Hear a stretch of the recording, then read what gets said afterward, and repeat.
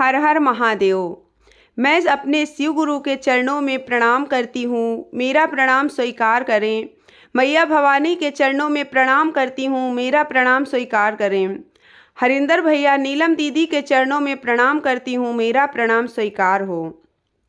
आज मैं आप लोगों को शिव चर्चा की बहुत ही सुंदर कहानी लेकर के आई हूँ। एक कंजूस बुढ़िया की बहुत ही अनोखी कहानी है। आप लोग इस कहानी को पूरी ज़रूर सुनिएगा। कहानी बहुत ही अच्छी है और कहानी शुरू करने से पहले आप लोगों से निवेदन है कि प्लीज़ चैनल को सब्सक्राइब ज़रूर कर लीजिए। एक गांव में एक बूढ़ी अम्मा रहती थी, जिसका कोई भी नहीं था आगे पीछे। कोई ना तो उनके कोई संतान थी और ना ही कोई उनके परिवार में कोई था। अकेले बूढ़ी अम्मा रहती थी। इतनी ज़्यादा कंजूस थी कि कभी भी ना तो किसी को 1 रुपया दान देती थी, ना किसी भूखे को भोजन कराती थी, ना किसी गरीब की सुनती थी। धन दौलत बहुत थी उनके पास, लेकिन कभी किसी गरीब को नहीं दिया था उन्होंने, ना ही कोई साधु महात्मा को दान दिया था। और एक अनोखी बात उनमें, एक बहुत ही अच्छी बात ये थी कि वो शिव जी की बहुत बड़ी भक्त थी। सुबह उठ करके शिव जी का जाप करना, शिव जी की पूजा करना उनका यही काम था, लेकिन कभी किसी को दान नहीं करती थी। उनके कंजूसी के चर्चे पूरे गांव में फैले हुए थे। सब जानता था कि ये बुढ़िया बहुत कंजूस है।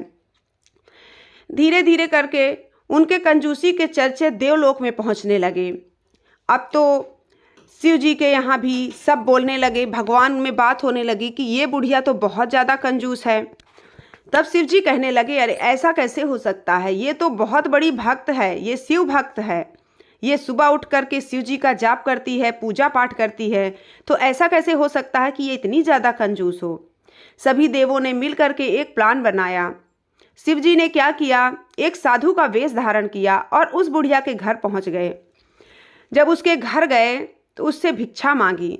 जैसे ही भिक्षा मांगने को आए शिव जी, साधु महाराज का वेश धारण करके, वो बुढ़िया तुरंत दरवाजा बंद करके निकल ली घर से। कहने लगी, अरे महाराज कल आना, आज क्यों आ गए, आज तो मुझे बहुत ज़रूरी काम है, मैं घर से जा रही हूँ। शिव जी देख करके आश्चर्य रह गए कि ये बुढ़िया अभी तक तो अंदर थी, जैसे ही मैंने भिक्षा मांगी ये तुरंत दरवाज़ा बंद करके चल दी कि मुझे काम है, कहीं जाना है। शिव जी ने कहा, ठीक है मैं कल आऊँगा। दूसरे दिन फिर शिव जी पहुँचे। उस दिन बुढ़िया ने अंदर से दरवाज़ा बंद कर लिया। कहने लगी, अरे मुझे बहुत काम है महाराज, क्यों आ जाते हो रोज़ रोज़ मुझे डिस्टर्ब करने, मुझे बहुत काम है, मेरे पास इतने काम नहीं है कि मैं किसी भी गरीब को भोजन कराती रहूं, किसी भी साधु महाराज को भिक्षा देती रहूं, चलो फिर किसी दिन आना। शिव जी आश्चर्य में थे कि इतना पूजा पाठ करने वाली बुढ़िया 1 भी रुपया दान नहीं करती है, साधु महाराज को अपने घर से वापस कर रही है। फिर बुढ़िया ने कहा, चलो महाराज कल आना। जब तीसरे दिन फिर पहुँचे शिव जी, साधु महाराज को देख बुढ़िया एकदम से क्रोधित हो गई और कहने लगी, तुम्हारे पास कोई काम धंधा है नहीं क्या, सीधा मुंह उठा के चले आते हो भिक्षा मांगने के लिए। मैंने कहा ना कि मैं भिक्षा नहीं दे सकती हूँ, मेरे पास कुछ भी नहीं है। शिव जी सोचने लगे, अरे इसके पास इतना धन दौलत होते हुए भी इसके आगे पीछे कोई नहीं है, ना तो बच्चे हैं, ना पति है, ना परिवार है, फिर भी ये किसी को दान नहीं देती है। ये क्या करेगी, सर पे टांग के ले जाएगी क्या अपनी पूरी दौलत। शिव जी वहाँ से चले गए और शिव जी को भी लग गया कि हाँ ये तो सच में बहुत ज़्यादा कंजूस बुढ़िया है, लेकिन शिव भक्त थी इसलिए उन्होंने कुछ नहीं किया, चुपचाप चले गए वापस लौटकर। फिर शिव जी उस दिन से कभी ना आए बुढ़िया के घर। अब क्या हुआ, धीरे धीरे करके समय व्यतीत हुआ। बुढ़िया की एक दिन मृत्यु हो गई। जब बुढ़िया को यमदूत लेने आए तो बुढ़िया जाने से इनकार करने लगी। कहने लगी, मैं तुम्हारे साथ नहीं जाऊंगी, मैं शिव लोक जाऊंगी, शिव के चरण में जाऊंगी, क्योंकि मैंने शिव जी की पूजा की है। यमदूत ने कहा, अरे शिव जी की पूजा की है तो क्या हुआ, तुम्हें जाना तो नरक में ही है।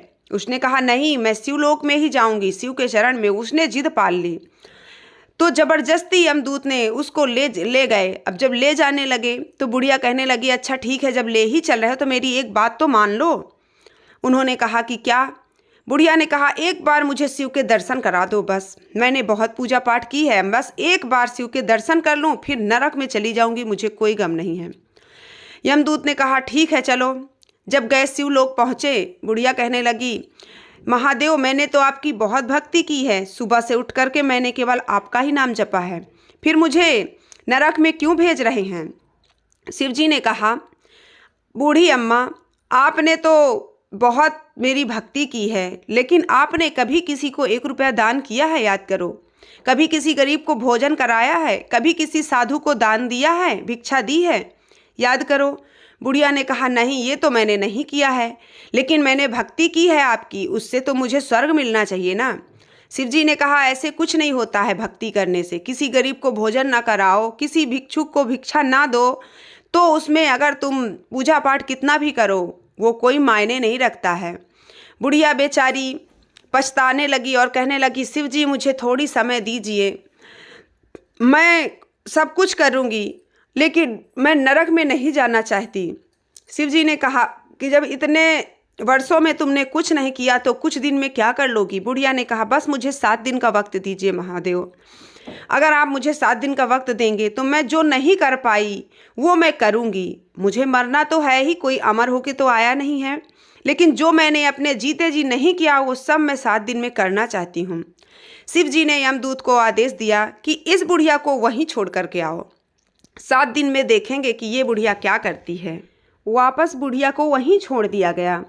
अब बुढ़िया ने क्या किया कि जब भी कोई गरीब आता उसको भरपेट भोजन कराती, किसी साधु महाराज को भिक्षा देती, और जितने भी गांव में, उसके आस पड़ोस में जितने भी गांव थे, सब में न्योता भिजवा दिया, सब गरीबों को भोजन कराने का। और जिसके पास कपड़े नहीं थे, जिनके पास कुछ भी नहीं था, उन सब को, किसी को अनाज, किसी को कपड़े, किसी को कुछ ना कुछ दान करती रही। इन 7 दिनों में बुढ़िया ने अपनी सारी दौलत दान कर दी। जब सारी दौलत दान कर दी तो बुढ़िया को सुकून मिला, और बुढ़िया जब मरी तो सीधा शिवलोक में गई, सीधा उसको स्वर्ग मिला। तो शिव जी की भक्ति का कुछ ना कुछ फायदा तो बुढ़िया को मिला ही लास्ट टाइम, मरते टाइम, क्योंकि अगर वो शिव जी की भक्त नहीं होती तो मर के वो सीधा नरक में पहुंच जाती। उसे कोई दोबारा, उसको कोई जन्म 7 दिन का तो बिल्कुल भी मौका नहीं मिलता। शिव जी इतने ही दयालु हैं, अगर उनकी कोई भक्ति करता है, उनको कोई गुरु बनाता है, तो वो ज़रूर सुनते हैं अपने भक्तों की आवाज़। तो ये थी मेरी शिव चर्चा की कहानी। आपको कैसी लगी कमेंट में ज़रूर बताइएगा, और अच्छी लगी हो तो वीडियो को लाइक कर दीजिएगा, चैनल को सब्सक्राइब कर दीजिएगा। मिलती हूँ नेक्स्ट वीडियो में, तब तक अपना ख्याल रखिए। हर हर महादेव, घर घर महादेव।